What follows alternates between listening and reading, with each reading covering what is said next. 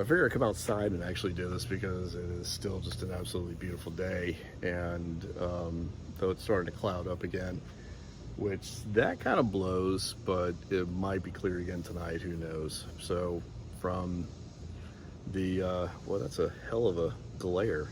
Hold on a minute. That's a lot of glare. Let's go over here. Let's go here into the shade where it's not quite so glary. There it is. That's a little bit better. Let me. Yeah. Hey, how about that? Look at that. Oh, that's an awesome background. Look, this is my tree. This is the tree that sits in the due south of everything. So my mount's literally like right up there, and then the tree is back here, and this is what creates the pain in the ass blockage, right? So let me turn this around a little bit. There we go. All right, so now that's a little bit better. It's a little bit more out of this. Now I'm in the sun. Hang on a minute. Perfect. Okay, now I'm out of the sun. So, Allie, what are you doing? Hey, sweetie. So what happened? Well, Thursday night was a complete bust. It was cloudy, so it didn't do worth a crap. Friday night was partly cloudy with some sucker holes, but they were too closely spaced, so I wasn't able to really do much with anything on Friday night. If anything, it was just a good dry run for last night being Saturday. So Saturday I got everything set up. I was going on to the Pelican Nebula, or a region of the Pelican Nebula that I wanted to get. Everything started off fine. I was operating off of my rules of 8, which if you don't know what my rules of 8 are, I don't know if I've ever explained this. So I have a rule of 8 to 10 sometimes that I'll try to mess with. And what that basically is no more than 8 to 10 subs per channel, but anywhere from 600 to 900 seconds per sub length. So the idea is to try to capture as much signal to noise data, get a good signal to noise ratio data in the least amount of time in order to capitalize when you don't have a lot of clear nights, which here recently we haven't. So they're very few. So I just kind of wanted to get a picture out. Is really all I wanted, just a finished picture, and that was the idea. So last night it was supposed to be HA RGB. Started off with HA 900 seconds, was rolling beautifully. Everything was working perfect. Beautiful clear night. I was outside here enjoying it. Allie was playing in the grass. Just a gorgeous, beautiful night. No clouds, no nothing. Amazing, just simply amazing. And I had my first successful Meridian flip last night with Nina and the Gem 45, and I left everything as stock. I did not make any adjustments. I left everything as is and just turned it on. Performed flawlessly, and I even took a video of that, so look at that right now.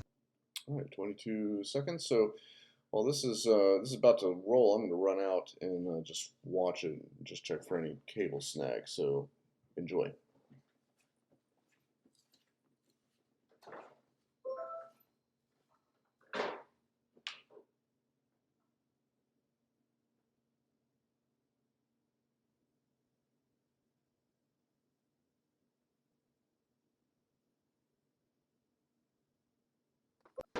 So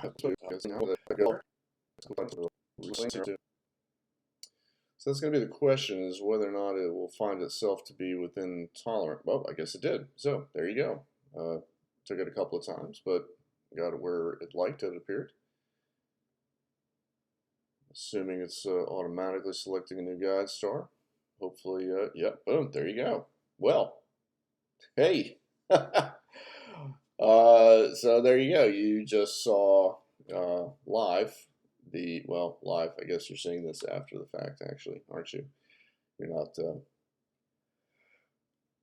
Yeah, you're not seeing it. So that was the video, and it was, again, it worked perfectly. But unfortunately, when I went out to check the mount, to watch the mount make the move, I bumped my table where my Surface Pro was sitting. And if those of you who have Surface Pros, you know that the connection for the power on it is one of those magnet type that just kind of snaps in there. So if you go to accidentally yank it out, or you trip over or whatever, it doesn't, pull the wires out. It just pops right off. Well, the brick fell, pulled it right off. I didn't realize it was on battery power at that point, and my settings on the Surface Pro when it's on a battery is to turn off after an hour. Well, That's what happened. After the flip, after the red channel went ahead and switched, the autofocus was done. It went ahead and download. It was doing its download, and I went to bed. Didn't think anything about it until this morning. I got up. Yes, it finished.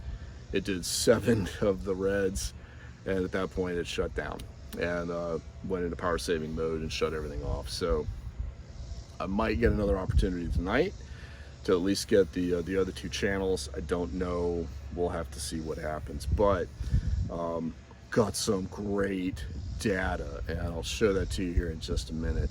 But yeah, I got some great data. It looked really good. I'm hoping I can complete it tonight. This week is supposed to be cloudy again, more rain coming in, just same old thing. So while it did suck that it didn't work, again, you know what? Just being outside and in the clear night was just as wonderful. It was just as cathartic. To where even when I got up this morning and realized my mistake, I really wasn't even that mad at myself about it. It was just like, well, you know, it happens. It just happens. If you're not doing something like this in astronomy, there's something wrong. So yeah, other than that, it was beautiful. It works perfectly well. No complaints whatsoever as far as the performance of the equipment.